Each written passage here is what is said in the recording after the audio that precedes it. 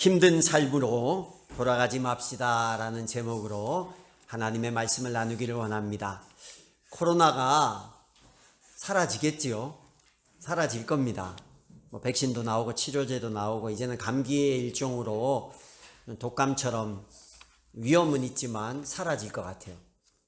근데 여러분, 한 1년이 넘는 시간 동안 어찌 보면 백신을 다 맞을 때까지 2년 정도는 걸릴 텐데, 이제 코로나에서 자유로워진 이후에 아마 세계 역사에 이 코로나가 남을 거예요. 근데 어느 순간에 여러분, 이 코로나의 위기로 다시 돌아간다고 하면 우리 마음 어때요? 생각만 해도 저는 예배하지도 못하고 이런 상황이 어려울 것 같고, 또 우리 카페 하는 우리 고사장님 다시 돌아간다 그러면 야, 이 카페를 접어야 되나 고민이 많을 거예요. 돌아가기 싫어요. 안 돌아갔으면 좋겠어요. 근데 시간이 잊혀지다 보면 또 우리가 이런 어려웠던 상황에 둔감해지고 둔해지는 상황이 올 것도 같아요. 지금은 이게 우리가 너무, 지금만 해도 코로나가 한 1년 지속되니까 예전에는 막 큰일 날 것 같고 이랬는데 벌써 둔해지는 우리의 모습을 보는 것 같아요. 사람은 누구나 힘들었던 과거로 돌아가기를 싫어합니다. 그리고 과거의 힘든 과정을 통해서 배우는 게 있고, 배우는 게 있어야 미래가 바뀌어요. 변화되고 성장해요. 근데 과거로부터 배우는 게 없이 과거의 어려움을 되풀이하는 사람을 어리석은 사람이라고 우리는 이야기를 합니다. 오늘 이 성경의 내용을 보면요, 이스라엘 백성들이 어리석은 과거로 돌아가지 않고 하나님께서 다시 그 어려움을 겪지 않고 세워가고 변화시켜가는 그 과정을 보여주는 장면이에요. 이 배경을 보면 에스라라는 사람이 등장하는데, 에스라가 누구냐면 이스라엘 백성들의 영적인 신앙의 개혁을 일으킨 사람이에요. 에스라가 언제적 선지자냐면 바벨론의 포로 생활을 끝내고, 포로 몇 년 했어요? 바벨론에서 포로 구약의 판단을 했는데 70년 포로 생활 70년을 끝내고 다시 이스라엘 땅으로 옵니다. 하나님께서 회복시켜줘요. 회복시켜줬는데 여러분, 이스라엘이 포로로 잡혀간 이유가 뭐였어요? 하나님 앞에 범죄함 때문이잖아요. 우상을 섬기고 하나님이 없다 하고 하나님의 말을 안 들어서 갔어요. 그래서 그 험한 시간을 겪고 왔어. 힘든 시간을 겪고 왔어. 남의 나라에 붙잡혀가지고 한 30만 명 정도 되는 포로가 거기에서 포로 생활하다가 돌아왔단 말이에요. 근데 시간이 지났어요. 지금 이 에스라가 등장한 이 시기는 약 80년이 지난 시기야. 근데 80년쯤 지났는데요, 어떻게 됐냐면 다시 과거로 돌아가는 거예요. 80년이면 두 세대가 지났잖아요. 거의 세 세대쯤 되잖아요. 그러니까 앞에 할아버지 때 있었던 일이다 보니까 다 잊어먹기 시작하는 거예요. 그리고 또 사람이 그래요. 사람이 망각의 동물이에요. 옛날에 잘못한 거 다 잊어먹고 눈물을 흘려 빌었는데 또 원래대로 돌아가. 그럼 그 결과는 또 똑같아져요. 이때 에스라가 이걸 보고 깨닫고, 그래도 이런 리더가 있었던 게 감사해요. 이 에스라가 이스라엘 민족에게 다시 영적 위기, 과거의 그 험한 삶으로 돌아가는 것을 멈추고, 너희가 과거의 힘든 삶이 아니라 다시 돌아가지 않고 하나님이 원하시는 기뻐하는 삶, 앞으로 나아가는 삶, 진취적인 삶, 긍정적인 삶, 신앙적으로 세워지는 삶을 살아야 함을 이야기하고 돌이키게 하는 장면이 이 장면이에요. 에스라가 이제 이스라엘 백성에게 이들을 과거의 삶으로 돌아가지 않고 세우기 위해서 첫 번째로 말한 게 뭐냐면 죄를 깨닫게 하는 거예요. 죄가 뭔지도 모르는 이스라엘 백성에게 죄가 무엇인지를 깨닫게 하는 거예요. 여러분, 제가 여러분들에게 여러분 죄인입니다 그러면 기분 나쁘겠죠. 내가 뭐 죄진 것도 없는데. 근데 우리가 하나님 앞에서 내가 정말 죄인인지 아닌지, 하나님이 기뻐하시지 않는 삶을 살고 있으면 그게 죄잖아요. 근데 그거에 대해서 교회가 침묵하고 리더가 침묵해버리면 우리는 마음이 굳어져요. 영적인 마음이 계속 굳어져서 내 마음이 어디로 가냐? 세상과 별 차이가 없이 사는 거예요. 세상의 가치, 세상의 문화로 살아가요. 그러면 하나님께서 어떻게 해요? 하나님의 백성이 세상 가운데서 사람의 아들들, 사람의 딸들을 취해서 그냥 가치의 기준도 없이 막 살아가면 하나님은 자기 백성을 보호하기 위해서 그 백성에게 고난을 줘요. 어려움을 줘요. 깨닫게 하려고. 그러다 안 되면 어때요? 노아의 홍수가 일어나는 거죠. 소돔과 고모라 같은 징벌이 있는 거죠. 바벨론 포로 같은 삶이 있어지는 거예요. 그래서 우리가 깨달아야 될 게 뭐냐? 내가 지금 하고 있는 이 행동이 죄인지 아닌지를 깨달아야 되는 거예요. 여기 1절 보세요. 1절에 보면 이러한 일들을 마친 다음에 지도자들이 나에게 와서 말하였다. 이스라엘 백성은 제사장이나 레위 사람들마저도 이방 백성과 관계를 끊지 않고 가나안 사람과 헷 사람과 브리스 사람과 여부스 사람과 암몬 사람과 모압 사람과 이집트 사람과 아모리 사람이 하는 역겨운 일을 따라서 합니다. 어떤 지도자가 와서 에스라에게 말하는 거예요. 그것은 이스라엘 땅에 이스라엘 백성이 하지 말아야 할, 여기 나오는 이 많은 족속들은 뭐냐? 이방 사람들이에요. 이방 사람들이 하는 일들을 해요. 그 일이 구체적으로 뭐냐면 도와줄 수 없네요. 죄송합니다. 걸 할 수 있도록 노력할게요. 이거 어떻게 끄는 거예요, 빅스비? 얘가 자꾸 아무것도 안 해도 돼. 가만히 있어. 이걸 어떻게 비행기 모드로 제가 해놓을게요. 이 방송을 보느라고 켜놨는데 빅스비가 뭘 안 시켜도 제 말을 너무 잘 알아들어서 죄송합니다. 이방 여인들이 있는데 이스라엘 백성들이 이방 여인들을 데려다가 혼인을 하는 거예요. 여러분, 외국인과 결혼하는 게 뭐 잘못이에요?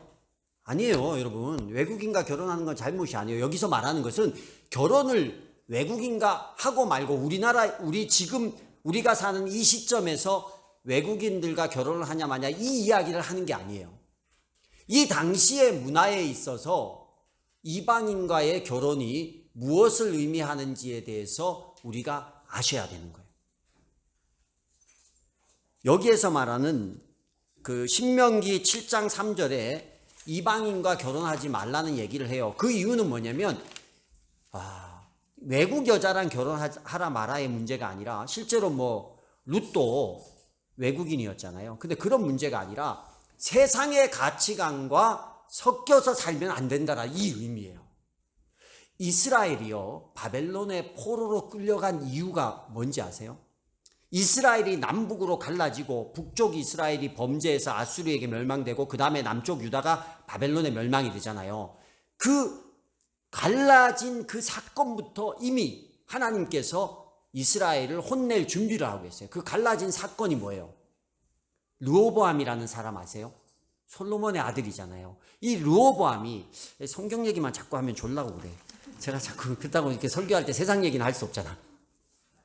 최대한 쉽게 설교를 하려고 해도 그래도 이 배경을 설명해야 되니까 좀 아셔야 돼요. 성경도 좀 알아야 되니까.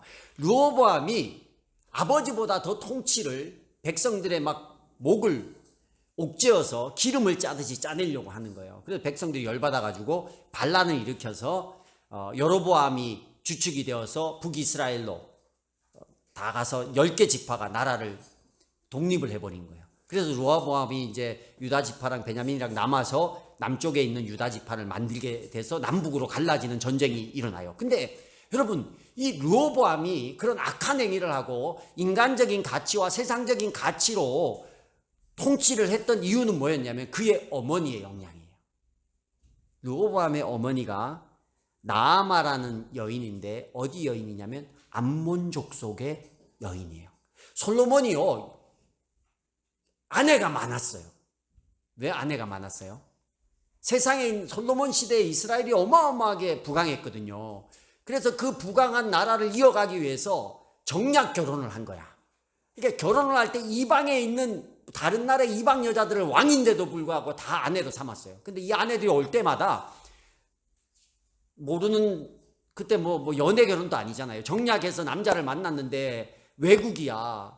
그리고 남편 얼굴을 한번 보고 보니까 한 3년에 한 명 정도 만나겠더라고, 아내가. 솔로몬이 이렇게 매일 아내를 돌아다니면서 만나도 3년에 한 번 나한테 차례가 돌아와. 그러니 얼마나 외롭겠어요. 그래서 자기가 섬기던 그 우상 단지들을 다 가지고 와서 그 우상하고 그냥 지내는 거야. 솔로몬도 아내가 불쌍하니까 허락을 해줘 버린 거예요. 그 이스라엘에 그냥 전부 우상 천지야. 아내가 1000명이면 우상이 몇 가지예요? 1000가지 우상들이 예루살렘 안에 있었던 거예요. 그래서 세상의 가치가 계속 들어와요. 계속 들어와요. 그래서 그 가치 교육을 받은 아들이 누구냐면 르호보암이에요. 하나님의 뜻대로 나라를 통치하는 게 아니라 세상의 가치를 가지고 나라를 통치하기 시작하는. 그래서 하나님께서 그 이방 여인은 외국인과 결혼하지 마라, 뭐 믿지 않는 사람과 하지 마라 이런 의미가 아니라 이게 상징적인 의미인데, 이방 여인과 결혼을 했을 때 하나님이 아닌 다른 우상, 세상적 가치와 섞여 사는 것을 의미하는 거예요. 근데 문제는요, 2절 하반절에 보면 이방 사람의 딸을 아내로 또는 며느리로 맞아 들였으므로 주변의 여러 족속의 피가 거룩한 핏줄에 섞여갑니다. 그 얘기예요, 그 얘기. 근데 문제는 지도자와 관리라는 자들이 오히려 이러한 일에 앞장을 섭니다. 지도자가 누구예요? 대제사장, 레위인들, 정치인들, 이런 사람들이 이 이방 여인들이 자기 눈에 좋아 보여서 데리고 와서 아내를 삼는 일을 앞장서서 하는 거예요. 근데 그게 죄인지 알아요, 몰라요? 모르고 있었던 거예요. 남들 다 하니까, 다른 나라들도 다 하니까 왜 우리가 뭐, 아니 외국인하고 결혼하는 게 뭔 잘못이야? 그죠? 잘못이 없잖아요. 근데 그 안에 숨겨진 영적인 죄악에 대해서 깨닫지를 못하는 거예요. 근데 에스라가 그걸 뭐예요? 죄라고 얘기를 하는 거예요. 죄라고. 죄를 못 깨달으면요, 심각한 문제가 있습니다. 여러분, 그 사무엘서에 나오는 엘리 제사장 알죠? 그 아들 홈리와 비누아스잖아요. 근데 이 아들들이 청년 제사장이었는데 그들이 성전에서 일하는 여자들을 겁탈하고 하나님 앞에 드린 그 제물들을 한번 읽어보세요. 얼마나 나쁜 짓을 했는가. 갈고리로 이렇게 제물을 훅 긁어가지고 고기가 건져지면 자기가 다 먹고 하나님 앞에 드린 제물을 중간에 다 가로채는 악한 짓을 하는 거예요. 그러면 아버지가 알았어, 이걸. 어떻게 해야 돼요? 쥐어 패서라도. 때리면 안 됩니다. 머리카락을 진짜 잡아뜯어서라도 말려야 돼. 아니면 반성문을 1000장 정도 쓰든가, 깨달을 때까지. 근데 엘리가 뭐라 그래요? 아들들아, 그거 하지 마. 소문이 별로 안 좋아. 지금 뭘 걱정하는 거예요? 소문 걱정하는 거야. 아니, 이게 죄인데, 죄에 대해서 깨닫게 하고 죄라는 걸 알게 해야 되는데 소문이 걱정되는 거예요. 나의 소문이라는 건 뭐예요? 나의, 다른 사람에게 비춰진 나의 이미지가 중요한 거였어요. 목사의 이미지가 중요한 게 아니라 이게 죄면 돌이켜야 되는데 그 이미지 때문에 죄에 대한 얘기하는 게 아니라 이미지에 대한 얘기를 하는 거예요. 넘어갔어요. 그래서 어떻게 돼요? 나중에 결국은 홈리와 비누아스 다 죽어요. 엘리 제사장도 자리에 앉아 있다가 넘어져서 목이 꺾여서 죽어요. 며느리도 다 죽어요. 다 죽어요. 쑥대밭, 집안이 쑥대밭이 되어버립니다. 노아의 홍수 때 사람들이 어떻게 해요? 먹고 마시고 시집가고 장가가고 흥청망청 죄를 짓고 있는데 죄인지 몰라요. 그게 왜 죄야? 그러다 어떻게 돼요? 다 물에 빠져서 심판당해 죽잖아요. 소돔과 고모라 어땠어요, 여러분? 소돔과 고모라의 사람들이 전부 범죄하고 성적으로 타락하고 그렇게 돼 있는데 자기들은 죄인지 아닌지를 몰라요. 하나님의 천사가 집에 왔을 때 그 천사조차도 겁탈하려고 했던 사람들이 누구냐? 소돔과 고모라에 있었던 사람들. 근데 그게 죄인지 몰라요. 어떤 심판이 일어납니까? 유황불에 타서 다 죽어버려요. 중요한 건 내가 하고 있는 일이 죄인지 아닌지 알아야 돼요. 여러분, 우리가 정말 영적으로 과거의 힘든 삶으로 돌아가지 않고 영적으로 충만하고 이 에스라의 영적 부흥 운동이 이 나라에 일어나기 위해서는 우리 나라가, 우리 가정이, 우리 교회가 하나님 앞에서 나의 이 삶이 하나님이 보시기에 떳떳한 삶인지 죄인된 삶인지를 알아야 되는 거예요. 그걸 알아야, 그 다음에 뭐가 나와요? 회개가 나오는 거예요. 아픈지 모르는데 병원 가요, 안 가요? 안 가는 거예요. 내가 몸이 아픈지 안 아픈지를 알아야 병원을 찾아가는데, 내가 옆에서 보기엔 저 사람이 막 거의 뭐 내일 모레 죽을 것 같이 막 이렇게 살도 없고 막 사람이 눈도 흐려지고 그래. 그럼 우리는 보고 이제 뭐 아픈 것 같은데 병원을 좀 가봐요, 얘기해봐야 내가 나는 늘 봐왔던 모습이 그러니까 내가 그게 병인지를 모르는 거야. 그럼 안 가요. 무슨 똥고집이 그런 고집이 있어. 그래서 우리는 돌아봐야 돼요. 내 안에 이게 정말 하나님 보시기에 내가 이게 옳은 모습인지 아닌지를 좀 돌아볼 수 있는 시간이 필요합니다. 그게 작던 크던 그런 시간이 필요해요. 그걸 알아야 그 다음에 두 번째 일로 가는데, 그 두 번째 일이 뭐냐면 죄에 대해서 회개하기 시작하는 거예요. 여러분, 교회에서 죄 뭐 자꾸 이런 얘기하면 부응이 안 된대요. 불편해서 사람들이. 그런데 여러분의 영이 살고 우리의 삶이 내 하나님 앞에 범죄에서 생겼던 옛날에 힘든, 영적으로 힘들었던 불행했던 그 삶으로 안 돌아가기 위해서는 이게 반드시 거쳐가야 돼요. 내가 하나님 앞에 어떤 부분이 문제가 있는지를 인식하시고 그 다음에는 회개해야 돼요. 여기 보면 원래 10장까지 읽어야 되는데 제가 다 안 읽었어요. 6절, 여기 3절에 보면 이 말을 들은 나는 너무나 기가 막혀서 어떻게 해요? 겉옷과 속옷을 찢고 머리카락과 수염을 뜯으면서 주저앉았다. 그리고 6절 보세요. 6절 보면 5절부터 보면 나는 슬픔을 가누지 못한 채로 앉아있다가 저녁 제사 때가 되었을 때 일어나서 찢어진 겉옷과 속옷을 몸에 그대로 걸치고 무릎을 꿇고 두 팔을 들고서 주 나의 하나님께 기도를 드렸다. 그리고 6절부터 15절까지가 에스라의 간절한 기도가 나와요. 근데 여러분, 재밌는 사실은 에스라가 죄를 지었어요, 안 지었어요? 에스라가 죄를 지은 게 아니에요. 에스라가 아니라 그 당시에 지도자들이 죄를 지었어요. 근데 지도자들도 여러분 막 정말 이게 어떤 모습이냐면 머리를 쥐어뜯고 수염을 뜯었다는데, 에스라가 수염이 우리 없어서 모르겠는데 남자들 다리털 뽑으면 어때요? 아내가 가끔 이렇게 와서 막 기니까 뜯잖아요. 그럼 어때요? 자지러집니다. 얼마 아픈지 몰라요. 뜯지 마세요. 그래서 이게 수염이 났어. 수염이 났는데 머리카락 하나 뽑는 건 괜찮은데 쥐어 뜯어보세요. 어떤가? 이 머리는 그래도 덜 아픈 것 같아요. 근데 수염을 뜯는다? 코털 뜯어보셔도 코털?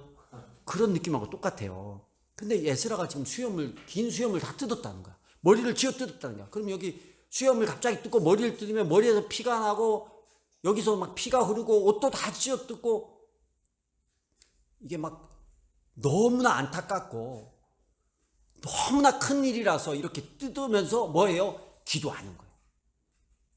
근데 이게 얼마나 많은 사람이 어마어마한 죄를 지은 게 아니라 이때 당시에 이방 여인을 취했던 통계를 제가 뽑아보니까 뒤에 나와요. 10장에 쭉 나오는데 몇 명이냐면 113명이야.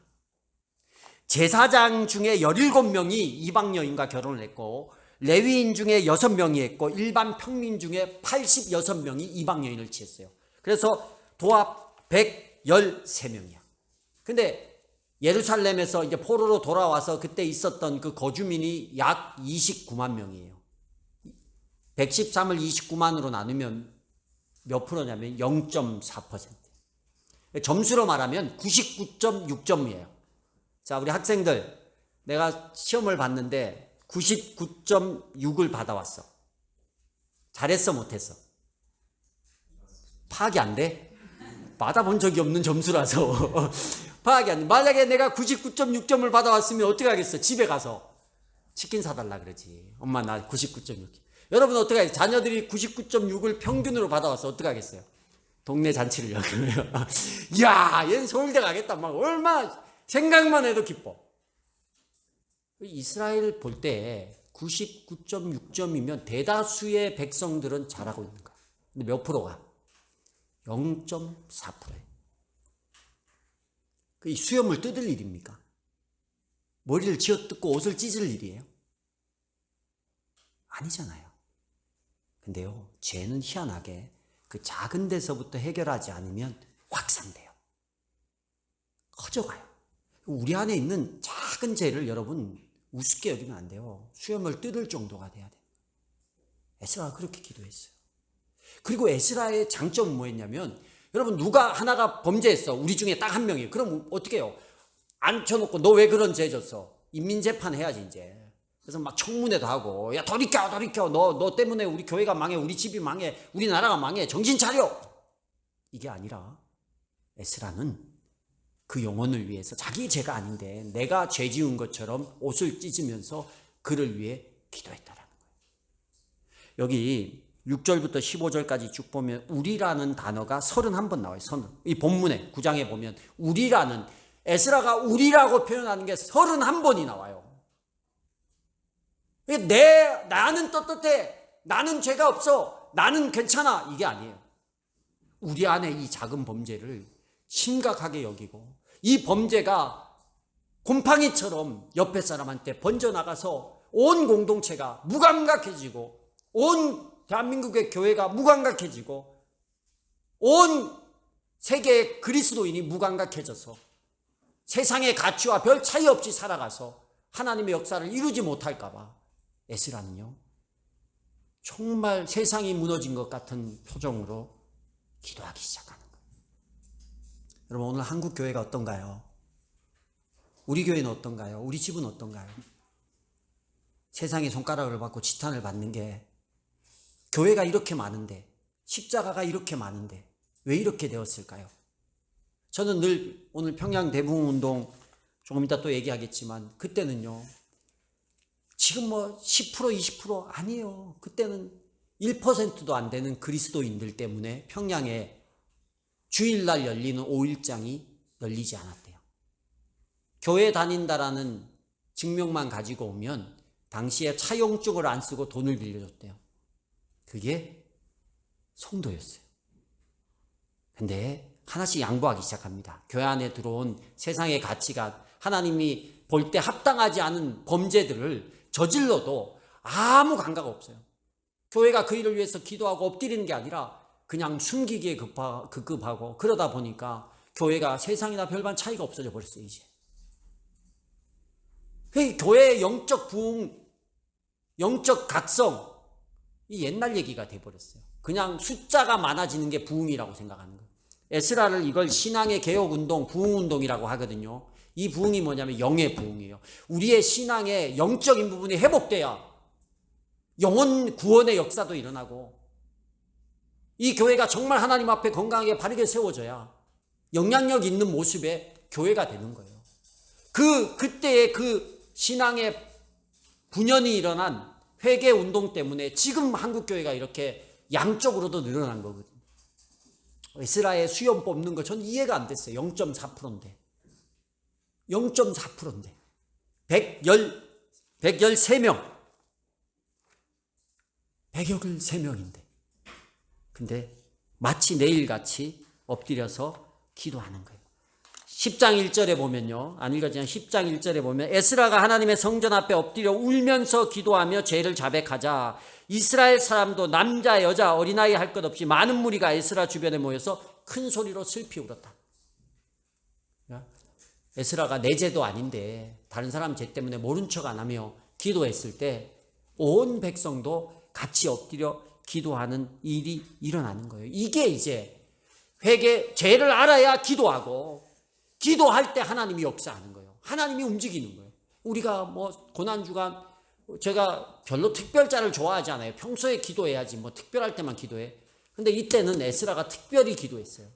여러분, 나는 기도할 일이 없는데, 나는 뭐 잘하고 있는데, 이게 문제가 아니에요. 내가 문제가 아니라 0.4%, 우리 0.4%, 99점, 하나님 보실 때 우리 교회가 99.6점이라고, 아니 뭐 소수점 이하는 떼더라도 99점이라고 할 수 있나요? 저 때문에도 안 될 것 같아요. 90점이라고 할 수 있나요? 근데 우리는 수염을 안 뽑아요. 없어서 그래. 옷을 찢든 머리를 뜯는 안타까움이 없는 거예요. 왜? 나하고 상관없다고 생각하니까. 근데 이렇게 무너져 가는 거예요. 근데 에스라 한 사람의 엎드려 슬피 우는 회개의 기도를 통해서 백성이 변화되기 시작하고 이스라엘 전부가 다시 포로로 안 가고 사는 역사가 일어나는 거예요. 내가 그만큼 우리가 중요해요. 우리가 교회의 연약함, 교회의 죄를 알고 지체들의 부족함을 알고 그걸 비판하고 비난하고 손가락질하는 게 아니라 공동체 의식을 가지고 기도할 때, 그 작은 죄를 놓고라도 기도를 할 때, 깨닫고 기도를 할 때 교회가 바뀌기 시작하고, 한국 교회가 바뀌기, 한국 교회 왜 그러냐, 맨날 욕먹냐, 저 목사는 왜 저러냐, 저 교회는 왜 그러냐, 그러지 마세요. 하나님 비판하지 말아잖아요. 똑같아요. 우리도 그러지 말고 에스라처럼 엎드리면요, 다른 사람도 엎드리게 되는 거예요. 평양 대부흥 운동이 어떻게 시작합니까? 책을 보면 1907년 평양 장대현 교회에서 시작합니다. 그때 캐나다 출신의 하디 선교사가 설교를 하다가 단상에서 하나님의 감동을 받고 죄를 고백해요. 뭐라고 고백합니까? 저는 한국 백성을 무시했습니다. 이렇게 고백을 해요. 지금 뭐 미국에서도 혐오 범죄가 일어나고 동양인에 대한 어떤 욕도 하고 지나가면 중국 사람이라고 욕하고 또 총기 사건도 막 일어나잖아요. 외국인들이 그 우월한 생각이 있거든요. 캐나다에서 온 이 선교사님이 한국 사람을 볼 때 속으로 그랬대요. 이 사람들은 안 돼. 우리는 정말 지금 좋은데, 여러분 그 시대에 1907년 초에 한국의 문화를 한번 읽어보세요. 제가 그런 책들을 많이 봤는데, 여러분 여성 인권 없어요. 아이들이요, 없고 일하다가 굶어 죽은 아이들이 대다수예요.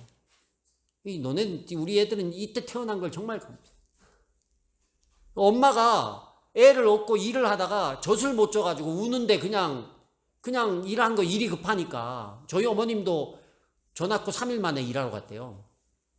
일하다가 애가 조용하더래. 봤더니만 죽어요. 죽어 있어. 그럼 또 갔다가 산에다 묻고.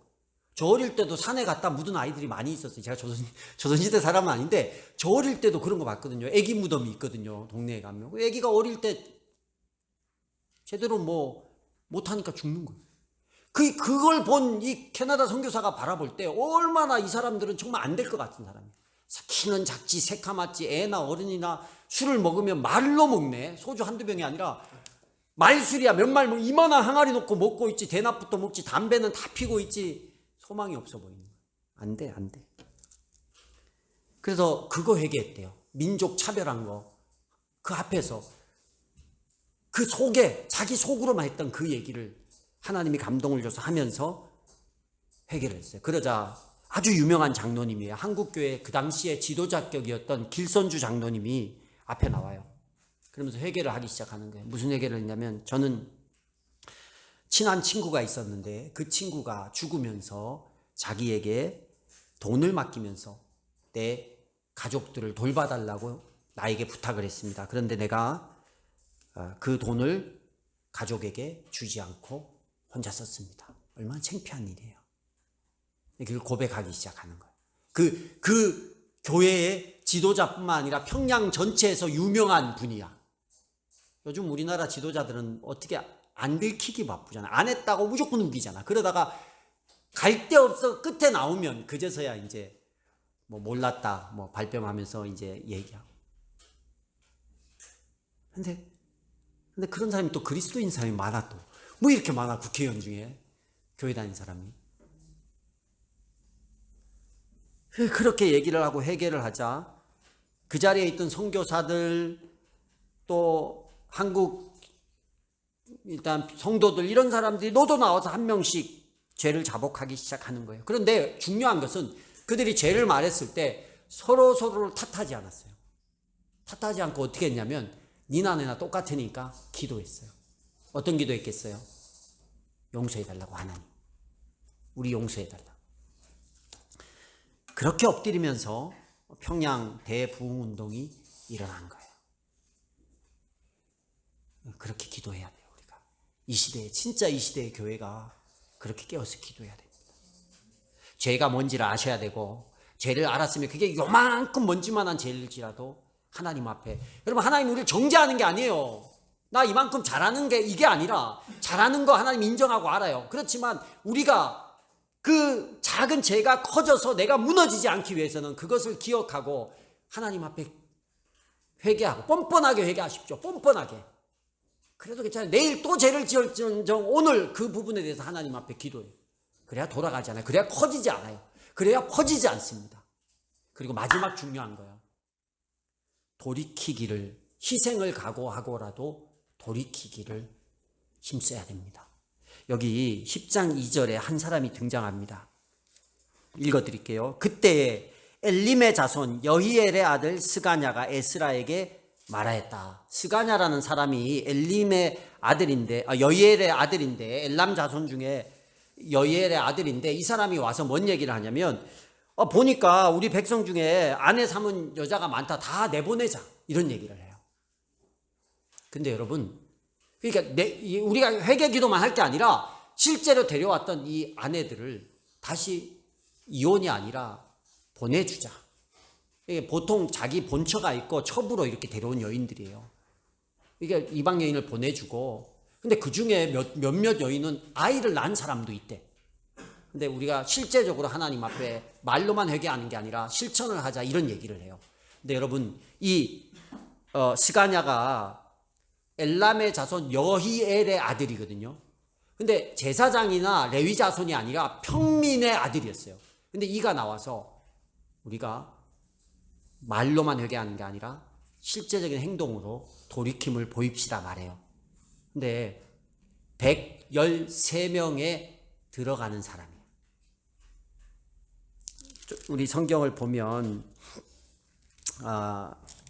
10장 26절을 보면 엘람의 자손 가운데서는 하고 여기 사람이 쭉 나와요. 10장 뒷부분에 쭉 나오는데 이게 누구냐면 이방 여인을 아내로 맞은 사람들의 명단이에요. 근데 26절 보면 엘람의 자손 가운데서는 마따니아와 스가랴와 여히엘과라고 나와요. 엘람의 자손 여히엘이 누구예요? 지금 말을 하고 있는 스가냐의 아버지야. 그러니까 스가냐의 친엄마는 아니지만 스가냐의 아버지의 첩 중에 자기 가족 중에 이 113명 이 안에 포함된 사람이라는 거예요. 스가냐가 관련이 없는 사람이 아니라, 관련이 없으면 다 내보내세요 막 이렇게 말할 수 있잖아요. 근데 내 아버지의 치부를 드러내고 내 아버지의 손해를 감수하고 내보내자라고 말하는 거예요. 이 사람도 참 대단하고 아버지한테 좀 어려울 텐데 가정에. 그렇지만 회개라는 것은 내 손해를 무릅쓰고 돌이키는 겁니다. 입으로만 떠드는 게 아니에요. 돌이키는 거예요. 남의 너 잘못했으니까 너 이렇게 남의 게 아니라 내 스스로가 내게 희생이 있더라도 돌이킴이 필요한 거예요. 이 스가냐가 그 일을 하는 거예요. 나와서. 멋지지 않나요? 우리는 남의 잘못, 다른 사람이 손해보고 이러는 건, 야, 이렇게 해. 그 실천해. 이렇게 말해요. 근데 내가 손해볼 잘못한 게 있으면 그 부분 안 들키기를 바래요. 이게 방송이라서 좀 그렇긴 하지만 참 감사하게 3년 동안 우리가 관리비를 적게 내고 있었어요. 몰랐어요. 제가 상가의 회장을 맡으면서 관리비를 제가 다 이제 분산을 해요. 근데 보니까 우리가 정상적으로 안 냈더라고요. 근데 우리 잘못이 아니고 다른 모든 관리 상가는 전용 면적, 전체 분양 면적으로 관리비를 부과를 했어요. 근데 왜 관리업체에서 우리만 실평수로 부과를 하는지 몰라요. 우리가 68평인데 43평 가격을 내고 있었더라고요. 그래서 그냥 전화는 안 했어요. 왜 그런지. 3년치 밀린 거 다 내랄까 봐 하지도 못하겠더라고. 그래서 야, 이거 주의 은혜인지 뭔지 몰라도 어쨌든 우리가 한 달에 한 7, 8만 원을 적게 내고 있었어요. 그래서 제가 이제 유혹이 좀 생기는 거예요. 왜냐면 관리비를 제가 하잖아요. 그리고 이력이 있으니까 그대로 그냥 다 해도 뭘 할 사람이 아무도 없어요. 모르니까. 근데 목사가 그러면 안 되잖아요. 그래서 정상적으로 이제 다른 업체랑 똑같이 했더니만 한 7, 8만 원 관리비가 더 나가더라고요. 그래서 그냥 그대로 그냥 했어요. 저는 상가 회장 맡고 우리 교회는 돈이 더 나가고 어쨌든 에너지 소모도 많고 더 나가는 상황이 발생은 한 것 같아요. 그리고 다른 전기세는 우리가 똑같이 내는데 어떤 한 업체에서 자기가 내는 것보다 2배로 내고 있더라고요. 어쩔 수 없이 이게 상가가 이렇게 되더라고요. 그러니까 그런 불합리한 부분 때문에 공사를 하게 됐어요. 이제 계량기를 제가 그걸 얘기하고 건의를 했더니만 전체적으로 다 우리 같으면 똑같아요. 근데 이제 계량기 더 낼 수도 있어요. 우리는. 근데 계량기를 다 별도로 한전에 공사를 해서 공사비가 한 500 얼마 드는데 그러면 또 우리가 돈을 또 내야 하잖아요. 공사비를 45만 원씩 분담해서 내야 되거든요. 근데 그렇게 하자고 했어요. 누구 한 업체가 너무 심하게 과하게 손해를 보고 있어서 안 해도 될 일인데, 그러나 그런 부분에 우리가 그리스도인이라면 희생과 손해 이런 거요, 옳지 않으면, 잘못했으면 희생과 손해가 있어도 하나님 앞에 떳하기 위해서 돌이키고 바꿔야 되는 거예요. 지나온 건 어쩔 수 없어요. 3년치 어쩔 수 없어요. 지나온 거. 뭐 내가 잘못한 것도 아닌데 어쨌든 업체에서 우리에게 은혜를 주고 했는지 안 했는지는 잘 모르겠어요. 물어보지도 못하겠어요. 만약에 은혜가 아니고 실수면 돈을 갚아야 되니까. 그래서 모르겠는데 어쨌든 과거는 과거야. 그러나 지금 우리가 알았으면, 깨달았으면 돌이켜야 되는 거야. 바꿔야 돼요. 손해가 있어도 바꿔야 되는 거예요. 그게 하나님 앞에 옳은 일이고 하나님 앞에서 더 잘못된 길로 가지 않는 방법이에요. 여러분, 오늘 말씀을 통해서 우리가 이 일을 하면요, 영적으로 우리 안에서 영이 살아요. 영이 삽니다. 그리고 우리의 삶도 상황과 관계없이 절망 가운데서 소망을 볼 수 있고 기쁨 가운데 살아갈 수 있는 거예요. 근데 이게 안 되면 다시 옛날에 힘든, 하나님 믿지 않고 신앙이 다운됐을 때의 상태로 돌아가 버리는 거예요. 영적 부흥 운동 별거 아닙니다. 죄가 뭔지 알고 죄를 회개하고 죄에서 돌이키면 그때 일어나요. 어마어마한 평양 대부흥 운동도 거기서 시작이 됐어요. 여러분, 고난주간 기회예요. 기회, 찬스입니다. 하나님 우리에게 준 찬스. 그때 나의 삶을 돌아보고 내 가정을 돌아보고 내 교회를 돌아보고 내 직장을 돌아보면서 하나님 앞에 이번 한 주간 준비하세요. 그리고 고난주간 동안 내가 이 에스라의 수염 뽑는, 머리 뜯는, 옷을 찢는 기도를 하나님 앞에 한번 드려보겠다. 그래서 하나님, 내 영혼을 살리고 내 삶을 살리고 내 인생을 살리는 것을 내가 한번 경험을 보겠다. 이런 결심을 하면서 기도할 수 있는 저와 여러분이 될 수 있기를 주의 이름으로 축복합니다.